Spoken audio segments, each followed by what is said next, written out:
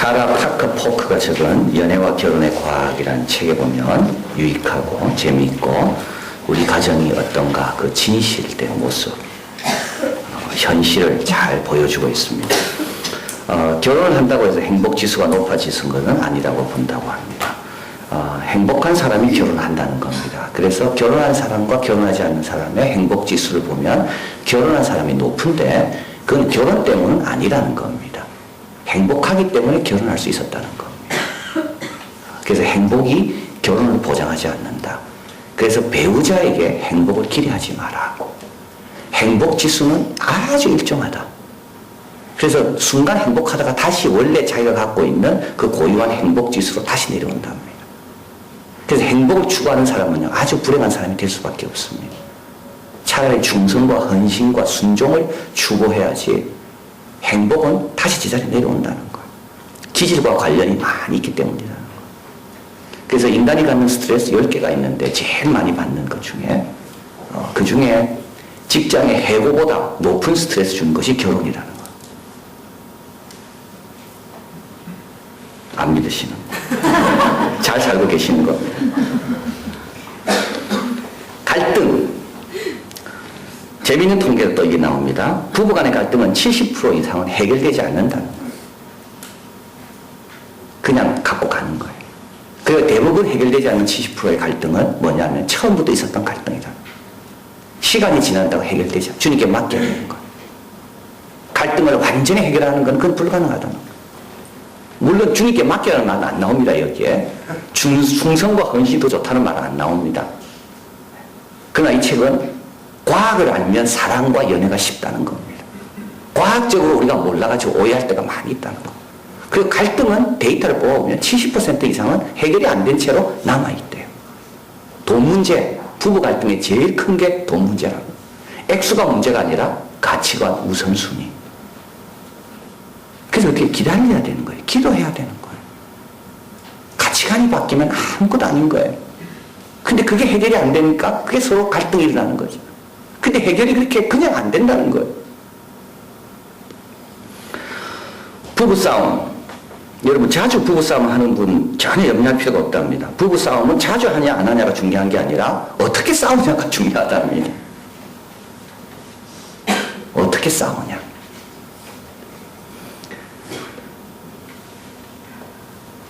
싸우더라도 유익한 결말을 만들기 위해서 첫 3분이 중요하다고 이야기합니다. 부부싸움 시작하고 첫 3분 동안에 모두 결정 난다는 거예요. 부부싸움의 결론이 뭐가 날 건지. 그래서 첫 3분 동안에는 어떻게 해야 되는가 하면 불평은 하지만 비난은 하지 말라는 거예요. 불평은 그 일에 대한 거라면 비난은 전반적인 거에 대한 거라는 거예요. 그 일만 이야기해야 되지 전반적으로 그걸 확대가지고 하면 그 비난이 된다는 거예요. 거기다가 경멸, 모욕이 더해지면 이거는 완전히 예상하지 못한 결론을 난다는 거예요. 모욕, 경멸 이런 용어입니다. 당신은 늘 그렇다. 당신은 절대 안 돼.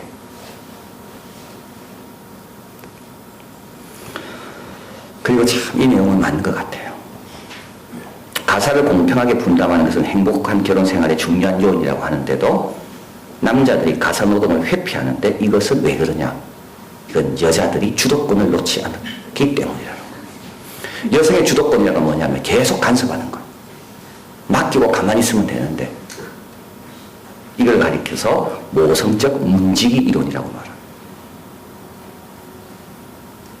남자를 게으르게 하는 것은 남자가 아니라 여성이라는 거예요.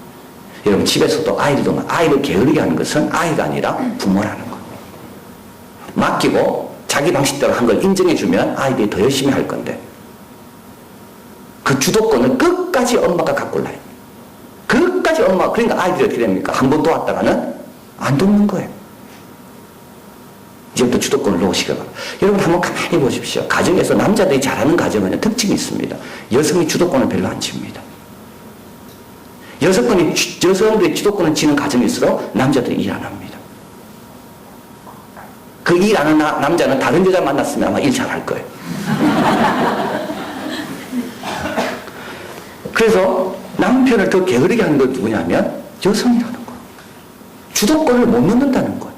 이걸 모성적 주도권 이론이라고 말합니다. 이게 우리 가정의 현실입니다. 여러분 오늘부터 잘하시길 바랍니다. 특별히 여성들, 여성들 남편이 안 도와준다고 말하지 말고 남편이 도와줄 때 부족해도 감사하다.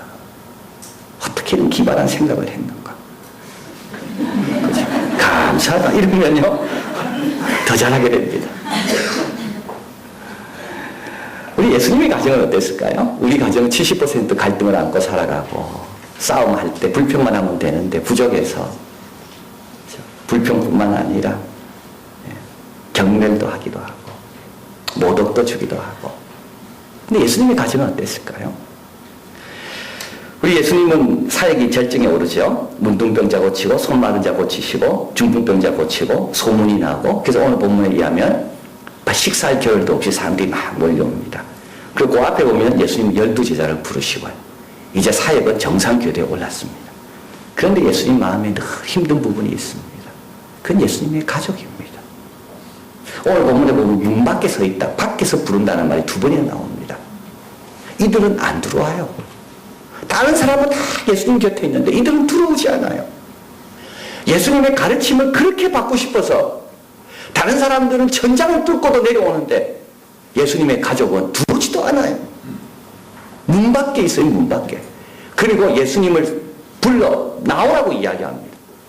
자, 매튜 헬리는 말합니다. 예수님의 가르침에 대한 관심, 의지가 전혀 없었다는 겁니다. 이들은 들어갈 마음도 없고 예수님을 불러내고 싶은데 자기가 들어가기도 싫고 다른 사람을 보내서 예수님 보고 나오라고. 오늘 본문에 보면 잡으러 왔다고 되어 있습니다. 예수님을 붙들려고 왔다. 왜냐하면 사람들이 예수님은 미쳤다고 말하니까. 근데 예수님 행동을 보면요 너무 좀 급진적이시죠. 12제자를 아무 대책 없이 부르시는 거예요. 뭐 장부가 많이 있다든지 뭐 사업 계획이 있다든지, 그리고 나서 12제자를 불러야 되는데 아무 그런 계획 없이 나를 따르라 해서 야고보와 요한은 배와 아비를 버리고 따른 거 아닙니까? 그걸 바라보는 그 엄마와 형제들의 심정은 어떻겠습니까? 저 아버지와 배를 버리고 따라온 저 사람들을 우리 예수님이 어떻게 책임지려고? 귀신을 막 쫓아냅니다. 종교 지도자들과 막 부딪힙니다. 또 안식일날 병을 막 고치십니다. 그러니까 이 사람들이 이게 예수님을 제대로 보기 어려운 거예요. 가족은 더 염려스러운 거죠. 더 불안하고. 오늘 예수님이 이렇게 말씀하십니다. 누구든지 29절 성령을 회방하는 자는 사심을 얻지 못하고 영원한 죄에 처하느니라. 누구든지. 이 성령을 회방하는 자는 죄는 뭐냐 하면 하나님이 일하고 계시는데도 인정하지 않는 겁니다. 하나님이 여기서 다 일하고 계시는데, 여러분 믿지 않는 가정들이 그렇습니다. 하나님이 내 안에 역사하고 계시는데도, 내가 이렇게 변화됐는데도 가정은 인정하지 않아요. 여전히 밖에 있는 거예요. 그게 성령을 회방하는 죄입니다. 다른 죄는 다 용서받을 수가 있어요. 그러나 성령을 회방하는 죄는 하나님의 역사가 있는데도 그걸 의도적으로 인정하지 않고 거부하는 자는 용서받을 길이 없는 겁니다. 근데 거기에 누가 해당되고 있습니까? 지금 가족이 해당되고 있는 거예요. 여기서 우리가 의문이 생기죠. 왜 마리아가 예수님을 잉태하고 성령으로 잉태하고 천사가 와서 알려주고 동방박사들이 경배하는 걸 다 봤는데 왜 마리아도 이렇게 변했을까? 도널드 잉글리시는 말합니다. 마리아도 영향을 받는다는 겁니다. 주위 사람의 영향을 받고 마리아도 염려가 있고, 마리아가 네가 잉태하여 거룩한 자를 낳을 것이니 그 이름을 예수라 하라 할 때 마리아가 생각했던 그 예수의 상하고 실제로 예수님이 걸어가는 상하고 많이 다르다는 겁니다. 마리아도 유대인이거든요. 마리아도 그 시대의 사고에 제한된 여성입니다. 그래서 자기가 놀라운 아이를 잉태할 건데 이 아이는 아마 예루살렘에 가서 환영을 받고 경배를 받고 높임을 받고 다른 사람이 다 좋아하고 그렇게 생각했을 거예요. 그래서 믿었어요. 근데 예수님이 공생애를 시작하시면서 어부들을 부릅니다. 마리아가 이해가 안 될 거예요. 왜 세리와 어부들을 부를까? 저 똑똑한 바리새인들 다 놔두고 왜 저런 사람들을 부를까? 그리고 마리아가 평소 존경했던 종교 지도자들과 예수님이 늘 부딪힙니다. 그 주위 사람들 전부 다 예수님은 미쳤다고 이야기합니다. 영향 안 받겠습니까? 특별히 요셉이 없는 상황이었기 때문에 더 영향받았다는 거. 오늘 본문에 보면 아버지는 나오지 않잖아요. 모친, 자매, 형제. 아버지가 없는 그런 불안한 상황, 남편이 없는 불안한 상황, 우리 아이가 잘 돼서 정말 자기가 생각했던 그런 이상적인 어떤 메시아로서 다른 사람에게 참 경배받고 높임받고 그래야 되는데 전혀 엉뚱한 게 죄인과 세리와 함께 하시고 창기들의 친구가 되시고 그 엄마가 그걸 이해가 될까요? 그게? 그래서 예수님을 잡으러 온 거예요. 참다 안 돼서 동생과 여동생과 남동생과 어머니가 예수님을 잡으러 온 거예요. 예수님은 본문에서 이야기합니다. 당신의 모친과 당신의 형제가 찾습니다. 예수님 둘러보면서 이야기합니다. 누가 내 모친이고 내 자매고 형제냐. 가족을 새롭게 정의하십니다. 여러분 혼자 믿는 분들이 있죠. 새로운 가족이 있다는 걸 꼭 기억하시길 바랍니다. 예수님도 혼자 믿었어요. 늘 답답함과 마음의 짐. 교회에서는 인정받고 칭찬받고 교회에서는 그렇게 기쁜데 집에 가면 아무도 소통할 사람이 없어요. 예수님 다 아십니다. 그러면서 예수님이 우리에게 가르쳐 주십니다. 너의 새로운 가족이 여기 있다. 외로워하지 마라. 예수님의 새로운 가족 중에 중요한 가족이 있었죠. 베다니에 있는 마리아, 마르다, 나사로. 이들은 예수님의 친족은 예수님을 맞이하지 않습니다. 예수님 밖에 있어요. 그러나 이들은 예수님을 맞이합니다. 마르다는 예수님을 위해 맛있는 음식을 준비합니다. 마리아는 예수님이 오면 그 발등상에 앉아서 말씀을 들어요. 그 오라비가 죽었을 때 예수님이 우셨다고 되어 있어요. 교회 생활 잘 하시면요 외롭지가 않아요. 누가 내 형제고 내 자매고 내 모친이냐. 주님 말씀합니다. 둘러서 물들보며 이들이 내 형제고 내 모친이다. 가족을 재정의하시는 것. 또 다른 가족이 만들어지는 것. 그러고 나서 예수님은 또 말씀하십니다. 하나님의 뜻대로 행하는 자가, 누구든지 하나님 뜻대로 행하는 자가, 가족이 이해하지 못한다고, 때로는 가족이 불평한다고, 때로는 가족이 무관심하다고 물러서지 말고 계속 하나님 뜻대로만 행해라. 계속 하나님 뜻대로만 행해라. 이게 예수님의 처방입니다. 예수님 우리 가족 믿지 않는데요. 우리 가족이 이렇게 반대하는데요. 예수님 우리 가족이 이해가 안 되는데 어떻게 하면 좋습니까? 그럼 주님 뭐라 말씀합니까? 가족 이해시켜라. 아닙니다. 계속 하나님 일 먼저 해라. 먼저 그 나라와 그 일을 구하라. 나머지는 내가 가서 한다.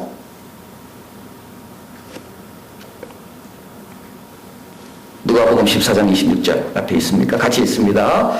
무릇 내게 오는 자가 자기 부모와 자기 형제와 자매와 및 또 자기 목숨까지 미워하지 아니하면 내 제자가 되지 못하겠고.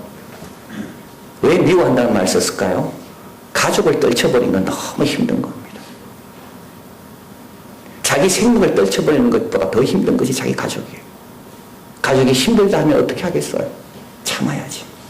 가족이 불평하면 그 신경 써줘야죠. 근데 주님 뭐 하라고요? 미워할 정도 까야지 가족 제대로 정리할 수 있다는 거. 미워할 정도까지 가야지 네가 하나님 뜻을 행할 수가 있다는 거. 증오하는 게 아닙니다. 증오하는 게 아닙니다. 멸시하는 것도 아닙니다. 하나님의 뜻을 우선시하는 거. 이런 환경과 이런 여건 가운데서도 하나님의 뜻을 우선시하는 거. 마가복음 마태복음 10장 34, 36절 같이 있습니다. 내가 세상에 화평을 주러 온 줄로 생각지 말라. 화평이 아니여 검을 주러 왔노라. 내가 온 것은 사람이 그 아비와 딸이 어미와 며느리가 시어머니와 불화하게 하려 함이니 사람의 원수와 자기 집안 식구니라. 원수가 될지라도 뭐 하라고요? 주님을 따르라는 거. 근데 여기 두 가지가 꼭 기억하셔야 돼요. 주님은 그냥 따르라고 말하지 않습니다. 두 가지가 꼭 전제되어 있습니다. 하나는 뭔가? 하나는 가족의 요구하고 창조주의 요구하고는 다르다는 겁니다. 나를 따르라는 것은 나는 창조주 구세주로 너에게 명령하는 거지, 가족이 요구하는 것과 창조주가의 명령하고는 완전히 수준이 다르다는 거예요. 그걸 같이 두지 말라는 겁니다. 네 사랑하는 독자 이삭을 바쳐라. 사라는 아들을 얼마나 사랑했겠어요. 그렇게 기뻐하고, 이삭이라는 이름은 웃음이라는 말입니다. 그 가정에 웃음이 이삭인 겁니다. 사라의 요구도 정당합니다. 그러나 창조주의 요구는 더 정당한 거예요. 하나님의 요구를 사람의 요구와 같은 수준으로 두면 안 됩니다. 주님께서 이걸 이야기하는 거예요. 또 한 가지, 가족을 미워하고 내가 건물 주러 왔다는 말씀의 배경을 꼭 기억해요. 내가 너희 가족을 더 사랑한다는 거. 네가 네 가족을 염려하는 것보다 내가 네 가족을 더 염려하고 더 사랑한다. 주님은 사랑하지 않으면 그 말 안 하셨을 거예요. 내가 다 이 가정을 향한 계획을 내가 갖고 있다. 이 가정을 향한 생각은 재앙이 아니라 평안이요 소망을 주려는 거니까 너 그거 나한테 믿고 맡기면 된다. 그래서 여기서 하나님 뜻대로 먼저 우선순위를 구하는 것은, 이거는 가족을 모른 척 하는 게 아니라 가족을 하나님께 맡기는 걸 말하는 거. 하나님께 맡기는 거예요. 이런 불평도 하나님께 맡기는 거예요. 이런 저항도 하나님께 맡기는 거예요. 이런 불편함도 하나님께 맡기는 거예요. 선교사님이 선교 지러 갈 때 아이들이 싫어합니다. 얼마나 부모의 마음이 찢어질까요? 그 불평과 싫어함을 누구한테 맡겨요? 하나님께 맡기는 거예요. 그게 주님의 뜻을 먼저 구하는 겁니다. 다 들어주는 게 아니에요. 하고 싶다고 다 해주는 게 아니에요. 그걸 하나님께 맡기는 거.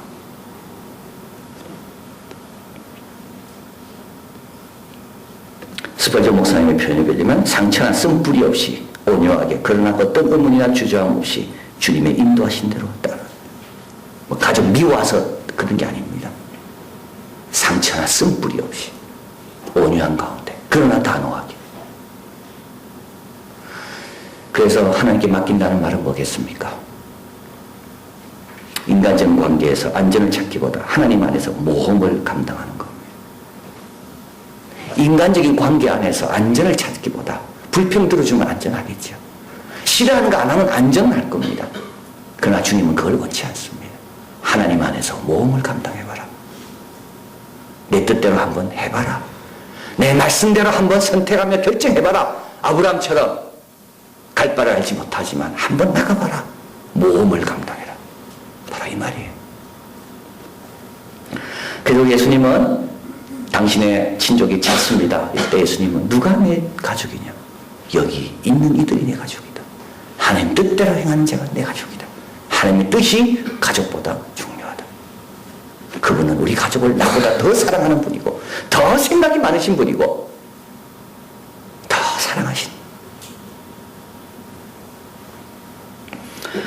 그리고 예수님은 마가복음 10장 28, 30절에 가족에 대한 놀라운 약속을 하십니다. 같이 한번 나와 있나요? 한번 읽어봅니다.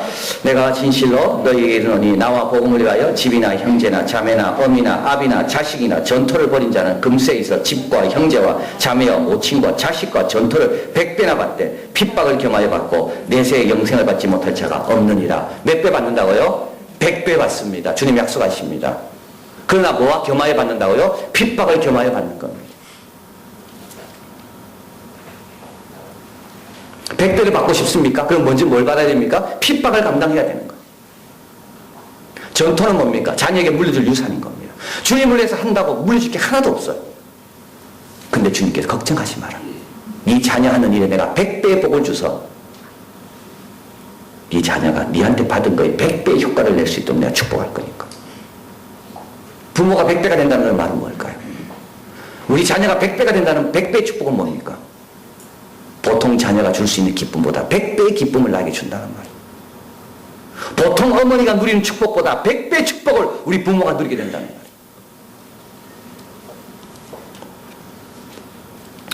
예수님의 자녀, 우리 형제들은 어떻게 했을까요? 오늘 이 밖에 있던 형제들은요. 우리 사도행전에 가보면 1장 4 여자들과 예수의 모친 마리아, 예수의 아우들을 더불어 마음을 같이하여 전혀 기도에 힘쓰니라. 야고보서 누가 적었습니까? 예수님의 동생 야고보. 마가복음에 보면 예수님의 동생, 남자 동생 세 사람 이름이 나옵니다. 야고보, 유다, 시몬. 유다서 누가 적었습니까? 여기 유다가 있잖아. 야고보가 예루살렘의 지도자였습니다. 예수님의 제자가 아니고 동생이요. 이 믿지 않던 사람이죠. 그러다가 야고보가 죽고 그 다음 자리를 이어간 예루살렘 교회 지도자는 누구였는가? 시몬이라고. 예수님은 이 말씀을 예수님도 믿었다는 거예요. 이 일은 예수님이 죽고 나서 된 일이에요. 예수님이 돌아가시면서 내 동생 야고보를 지도자로 세우라 말한 적이 한 번도 없습니다. 누가? 하나님이 역사하시는 거예요. 하늘의 아이들이라는 선교사님 자녀들이 쓴 글에 다음 같은 내용이 나옵니다. 중동 요르단 같아요. 선교사님 딸입니다. 영국 학교를 다니게 되었습니다. 학교가 없기 때문에 다닌 겁니다. 비싼 학교죠. 그러니까 다 부잣집 아이들만 옵니다. 근데 얘는 공부를 잘했다고 합니다. 그러니까 아이들이 좋아했겠죠. 근데 이 아이들이 다 자기 집에 저 친구를 초대합니다. 여기도 놀러가고 저기도 놀러가고. 근데 자기 집에 오고 싶은데 자기는 4층에 아주 허름한 집에 학비도 비싸고 하기 때문에 그 후원받아 살아야 되는 그 선교사 형편 때문에 아주 허름한 집에 살았다는 거예요. 그래서 친구들이 자기를 놀러 오겠다는 말만 들으면 자기는 제일 괴로웠고 오늘은 안 돼. 내일 와야 돼. 뭐 또 놀 게 없어. 늘 이렇게 미뤘다는 거예요. 그래서 학교에서 자기는 공부도 잘하고 다 잘했지만 늘 이 집에 대한 열등감, 이 불안함, 친구들이 또 오면 어떻게 될까? 우리 집을 발견하면 어떻게 될까? 어떤 모습인가? 그 내용이 쭉 나옵니다. 그리고 이렇게 말합니다. 이 기회를 통해. 근데 깨닫는 거예요. 그런데 이렇게 옛날 되돌아보니, 17살밖에 안 돼도 옛날이란 말 쓰고 있어요. 이렇게 옛날을 되돌아보니, 하나님께서 다른 외국 애들보다 훨씬 더 좋은 집을 나에게 주신 것 같다. 좋은 학교 다니고, 성적도 잘 받고, 친구도 잘 살고, 집까지 좋았다면, 하나님께 쓰실 그릇이 못 되었을 것이다. 이 기회를 통해 내 안에 아무도 허물 수 없고 흉볼 수 없는 아주 튼튼한 3층 집이 지어졌다. 1층 기도, 2층 감사, 3층 겸손.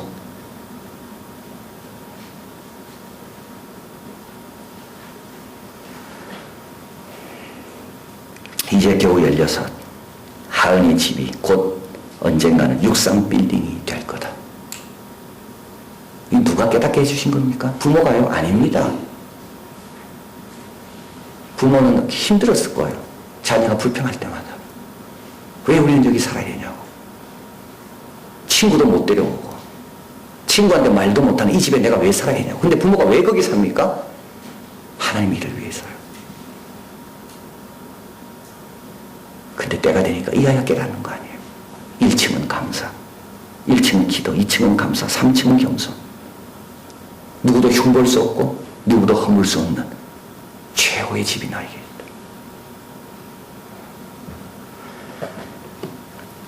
이 100배로 갚아주는 거 하나님께서 100배로 갚아주는 거. 특히 조선원 학생, 나에게 선교사의 삶은 지긋지긋했다. 나에게 선교사의 삶은 고문이었다. 이 지긋지긋한 선교사의 삶에서 벗어나면 나의 소망이었다. 가끔씩 아침에 일어나 여기가 한국이라고 착각을 하면서 일어날 때가 종종 있다. 철이 들 때까지 한 번도 제대로 된 친구를 만나고 사귀어본 적도 없다. 늘 외톨이. 나를 선교사의 자녀라고 부러워한 자들에게 항상 외치고 싶었다. 선교사의 자녀는 좋은 것이 아니야.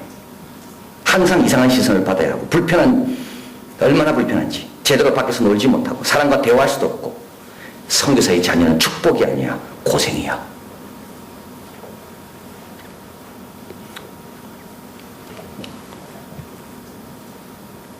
하나님은 저의 불만스러운 마음을 아시는지 계속 나에게 손을 뻗쳐서 나를 위로하시며 선홍아, 선교사의 자녀가 되는 건 축복이야. 너에게 내가 너한테 이렇게 많은 축복이 준 축복이 보이지 않냐? 이런 식으로 계속 마음에 속삭였다. 결국 하나님이 승리하셔서 감사하는 사람으로 나를 바꾸어 놓으셨다. 내가 살아가는 동안에 받은 격려와 축복들이 떠올랐고 지금은 하나님 주신 축복의 곱절로 불어난 것 같아 같이 내 눈에 들어온다. 나는 선교사의 자녀로 하나님을 배우며 자랐고 한국에서 필수 인용어도 웬만한 한국인보다 훨씬 능통하게 잘하고 많은 문화를 접했기에 여러 나라 사람을 상대할 능력도 자연히 익혔고 거기에 언어에 대한 재능을 발견하여 스페인어와 터키도 배우고 있어 언어 쪽으로 공부할 생각이다. 이것은 하나님이 내게 주신 축복의 일부분에 지나지 않는다. 지금 터키에 살면서 하나님에게 많은 고마움을 느낀다. 저에게는 선교사의 자녀인 것이 어느 나라 대통령이라는 칭호보다 더욱 귀중한 것이 되었다. 누가 하십니까? 하나님이 합니다. 여러분, 하나님이 합니다. 그럼 나는 할 일이 뭡니까? 먼저 그 나라와 그 일을 구하는 거예요. 신앙생활을 좀 신실하게 하는 거죠. 제대로 딱 시간을 떼고 물질을 떼고 마음을 떼고 딱 마음을 정하고 신앙생활을 하는 거예요. 자녀 눈치 볼 것도 없고 다른 사람 눈치 볼 것도 없는 거예요. 그러면 누가 일하십니까? 하나님이 일하신다고. 시편 128편 여호와를 경외하며 그 도에 행하는 자마다 복이 있도다. 내 손이 수고한 대로 먹을 것이라. 내가 복되고 형통하리라. 내 집 내 시대에 있는 내 안에는 결실한 포도나무 같으며 내 상에 둘린 자식은 어린 감람나무 같으리라. 여호와를 경외하는 자는 이같이 복을 얻으리로다. 여호와께서 시온에서 내게 복을 주실지어다. 너는 평생에 예루살렘의 복을 보며 자식의 자식을 볼지어다. 이게 100배의 축복인 겁니다.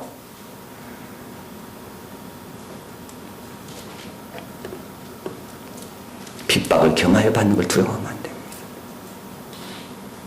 누구보다도 우리 자녀와 우리 가정을 주님이 더 사랑하십니다. 맡겨야 되는 거예요. 지금 우리 가족은 문 밖에 있습니까? 사도 바울은 말합니다. 나를 택하신 걸 보니 우리 민족도 버리시지 않으셨다. 그것이 확실하구나.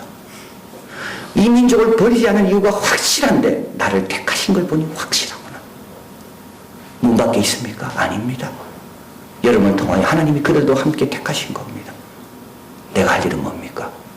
예수님 말씀합니다. 끝까지 견디는 자는 구원을 얻으리라.